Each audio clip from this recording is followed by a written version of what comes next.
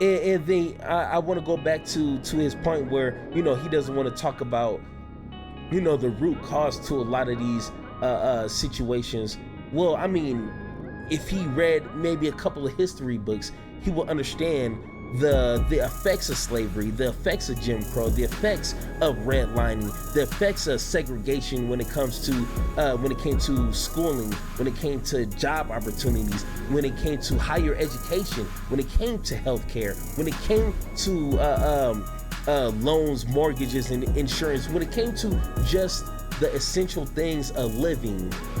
That has a cause and effect. A lot of these hoods, a lot of these ghettos that a lot of people like himself like to point out weren't created on accident. So I watched this interview, and we're gonna just kind of watch one clip. I think of the more important. It's like an hour 30 minutes, with Sam Seder and Actual Justice Warrior. And Actual Justice Warrior is the young man that was debating with Tim Pool and Emma Figlin. Okay, I'm pretty sure you guys remember that. And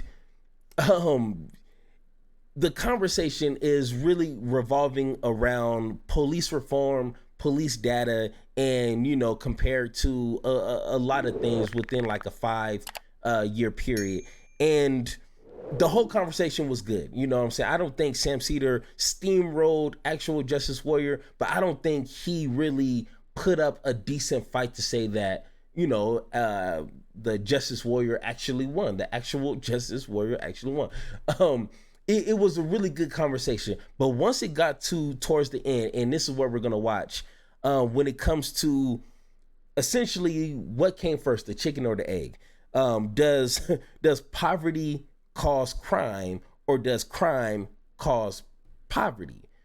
And I mean, if you want to just have a simple answer and just kind of be just really basic with it, you can say both. Like, it doesn't really matter what causes what. We need to kind of figure out both problems, and hopefully neither or is really an issue.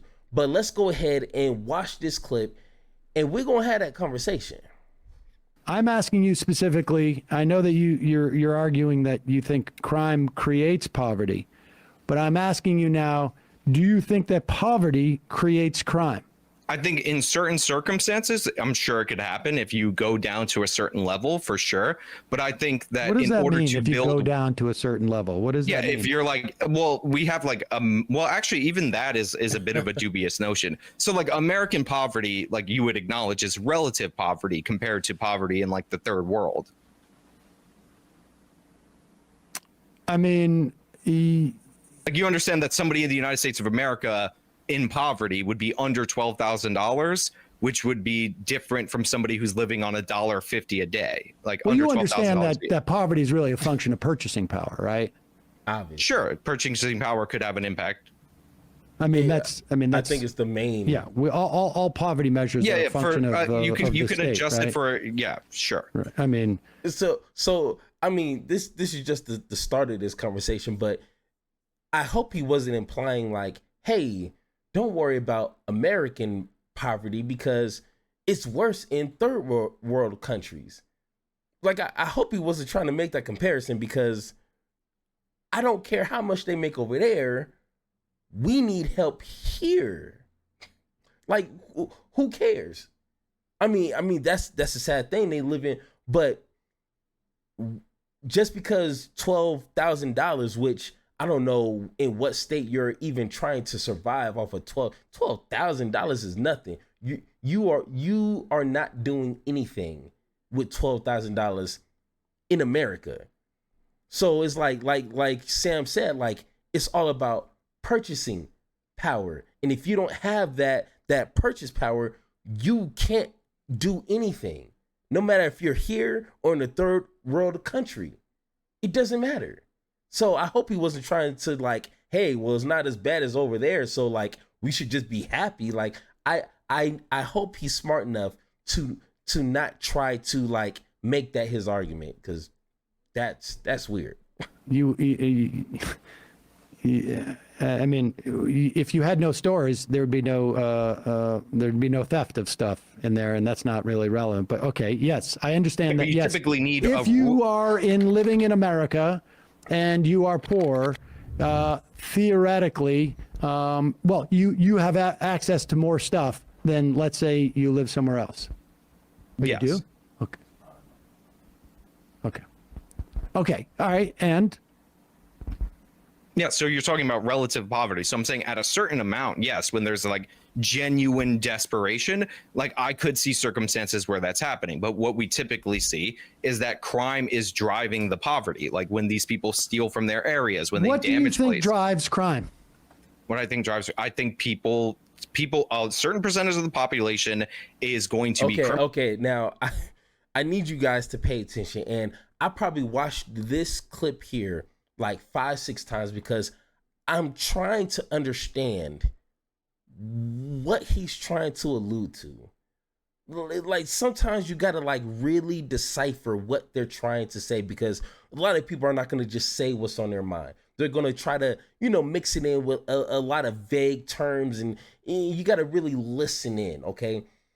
I want you to listen and try to see, and I'm glad that Sam kind of digs a little deeper, because the conversation gets even a little bit more weird. You know what I'm saying? So let's try to listen together and see what he's trying to allude to here.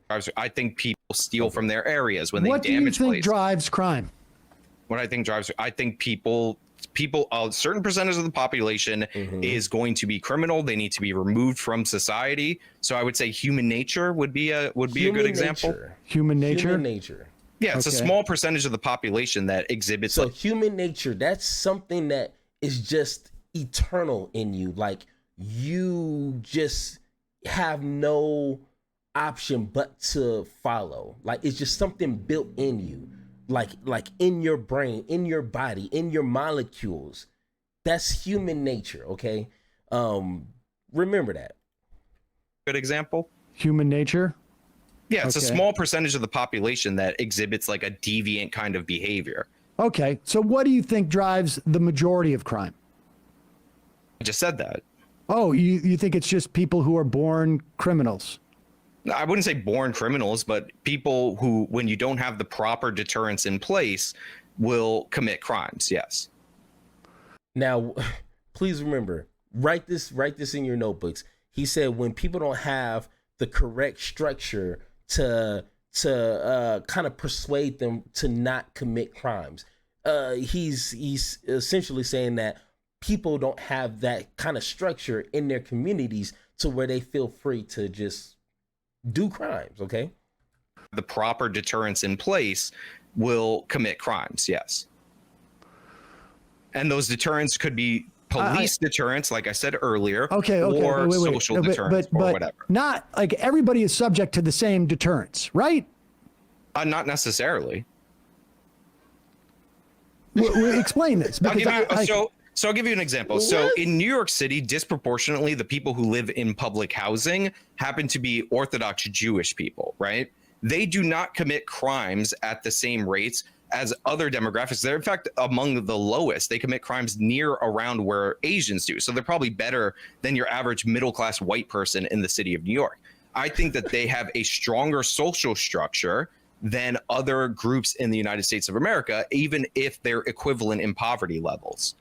So if I was to look at like the incarceration rates of black people, for instance, relative to white people, your argument would be that there's something fundamental about their social structure that is why that we see those incarceration rates higher. Well, it would be based on their behavior for the one-to-one, but if you're asking me for like an underlying cause to the behavior, which by the way, I don't care about because root causes are not more important than any other cause. Let's be clear about that. Okay, so this is just like another. What are you talking about? The root cause? Like it's called the root cause for a reason. It's called the essential cause that makes an effect. If we can figure out the cause, maybe we can prevent the effect. So I don't understand why he said, oh, the root cause is not. I mean, I think a lot of people would beg differ, but okay. Other rabbit hole, pointless like argument that has nothing to do with the subject matter. In my opinion, it's not useful or productive. But yeah, I would say that there are definite cultural differences between what were the groups that you said, Black Americans and white Americans? Yeah. Yeah, there's definitely cultural differences between Black Americans and white Americans, and more tolerance to criminality. And by the way, there's differences between Black New Yorkers and Black people in Chicago, and that's also reflected in the rates. And I think that does lead to different outcomes in terms of criminal justice. And you think it's unrelated to things like poverty or systemic racism or? Well, if we're going to use poverty as the metric and we compare poor Black Americans to poor Asians or poor Hispanics, and by the way, Hispanics commit more crimes on average, but less than Black Americans, then obviously poverty is not the determining factor if the crime rates vary wildly within groups. I have an in the same analogy for you. When you build in a house and you have different foundations and you pull one out. So, I mean, poverty may not be the determinant, but maybe when you mix poverty with other sort of like structural factors in society, people's have less reason to feel a stigma about crime or less reason to be invested in society. But you don't subscribe. Can you give an example? Can I give an example? Yeah, of this other factor. Well, I mean, I think that like if you have been stuck in extreme poverty for extended periods of time, if you live in a society where it is harder for you to find housing or loans or to get out of a specific area in which you're living, if you have been subjected to a socialization that labels you as a criminal, or that your activity just walking around is criminal, that it might create who's being arrested for walking around? Well, not arrested, but harassed. I mean, I think you wouldn't deny. I mean, your argument would be there's more violent crime in certain areas, and that's why there's more cops. But we also know that, I mean, if you're a Black teen and you're walking the streets in some neighborhoods, you are far more likely to get stopped and harassed by the cops than if you're a white teen. I wouldn't say harassed, but you are more likely to interact with police. Yes, okay. There's more police there. I mean, I think from the perspective of that person who is interacting with the police after having done nothing, they would perceive it as harassment. For sure. If I was a law-abiding person in a Black neighborhood and I had to interact with the police due to the fact that, you know, criminals are acting up in my neighborhood, then that would get under my skin. I mean, what if you were like pulled over in like your car? I mean, I've told this story on the show many times, but I was an actor back in the day. And you're still an actor, buddy. Just because there's a strike doesn't mean that they're not going to resolve that.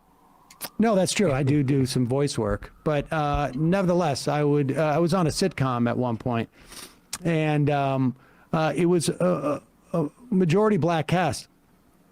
And one of the buddies was we went back to his place, and we pull in into the underground driveway parking lot, and a buddy of his pulls in behind us, and he's got one of those Range Rovers, and at that time that was a very popular car in LA with like the Hollywood set. This is back in the 90s. And he pulls in, he's like, "Thank God you're here. I just got, I was getting followed again by the cops. I've been pulled over 4 times in the past 2 months. And they checked to see if I own the car. And I called the police department to see if I could get a sticker or something. And he said, the sergeant literally said, 'Are you Black?' And I said, 'Yes.' And he said, 'There's nothing I can do.'" Now, if you're a law-abiding citizen and you're driving the car that you earned and you bought the car and you're getting that type of harassment, you don't think it impacts your perspective on society? No, I think it does. And this is Los Angeles. And what time period? It was in the 90s.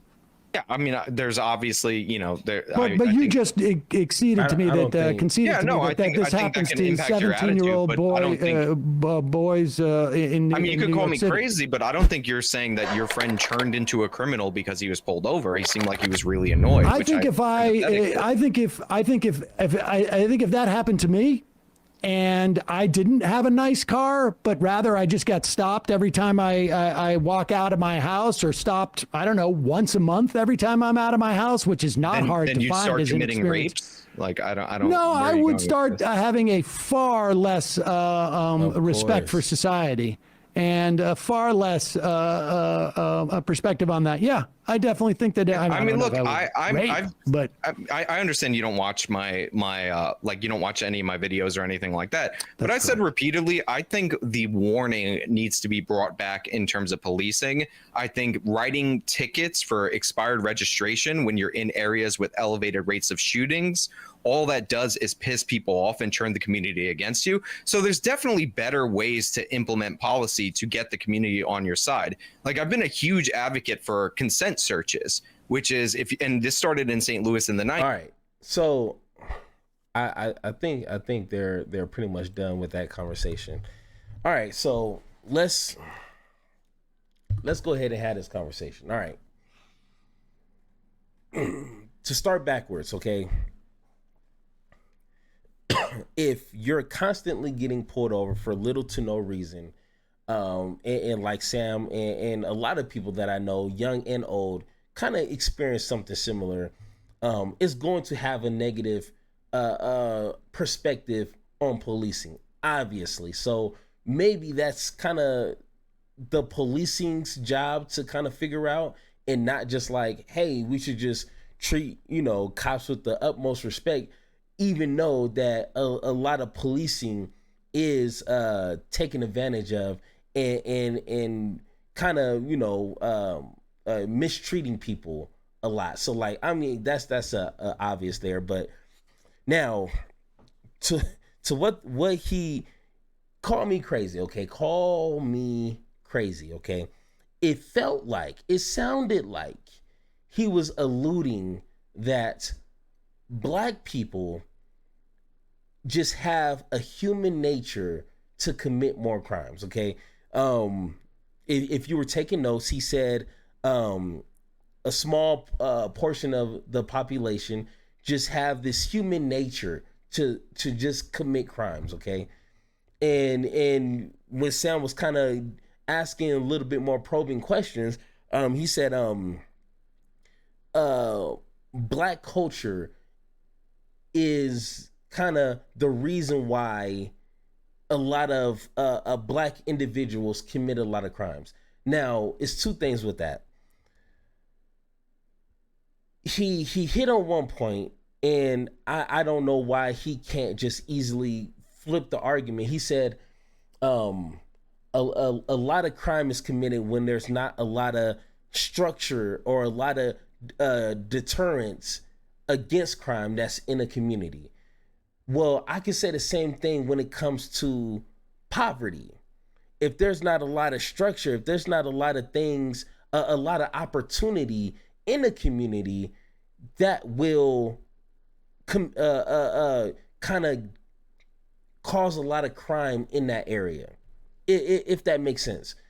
If there's not jobs that are paying a livable wage, if education is pretty much trash in a lot of these areas, if a lot of housing opportunities are not available, healthcare, even healthcare can even be a contributing factor to a lot of mental health issues.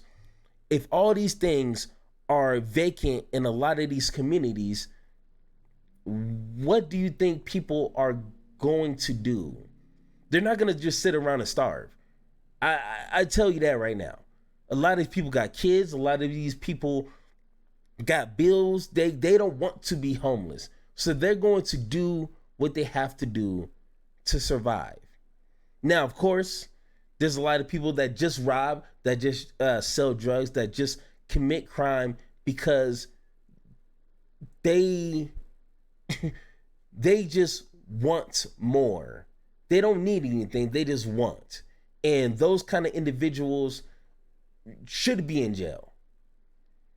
But a lot of these people that are committing these petty crimes, robbing from grocery stores and drug stores, stealing, deodorants, and they're not stealing groceries because they just have a need to steal. They're stealing groceries for a reason.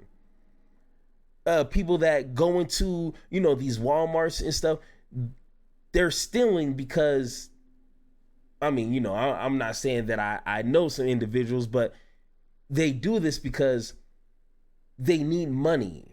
And if their community, if jobs in their communities are not paying a livable wage, which that is factual, then what do you expect these people to do?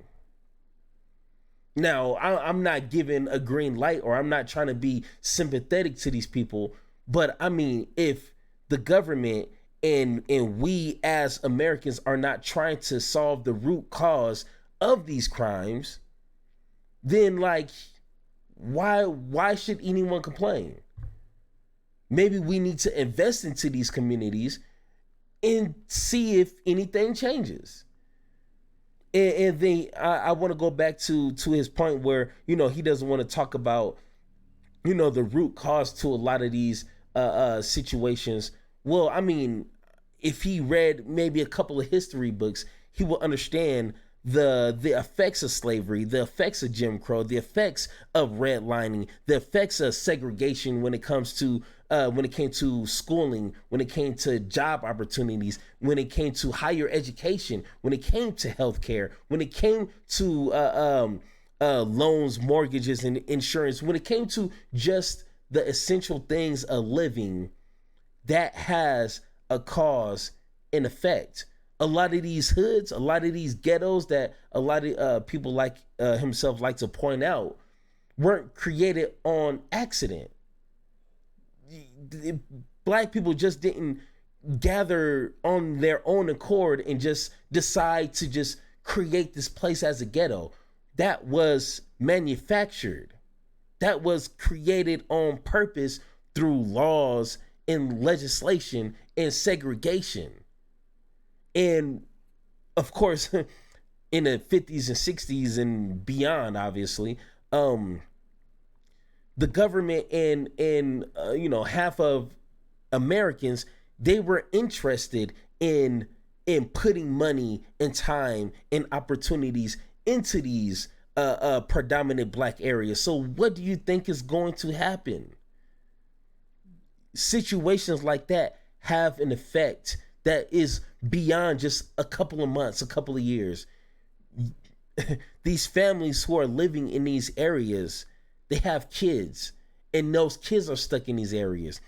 Then they grow up and have kids, and these kids are stuck in their area because you can't just get up and move. If you don't have no money, where are you gonna go? If you don't have proper education, that's funded by property tax, what kind of education do you think you're gonna get to get these high paying jobs? You can't square that circle. It doesn't work like that. You know what I'm saying? So we have to be able to have a genuine conversation about a lot of these areas and actually find a root cause to these situations. And maybe, I don't have a crystal ball. I can't see the future, but I'm just assuming someone who grew up in those areas and kind of still live in those areas, if opportunities, good paying jobs, not no Walmart jobs, not no Burger King jobs, I'm talking about really good paying jobs are in these areas, a good education, which is going to have to take money to be put into these communities, correct policing.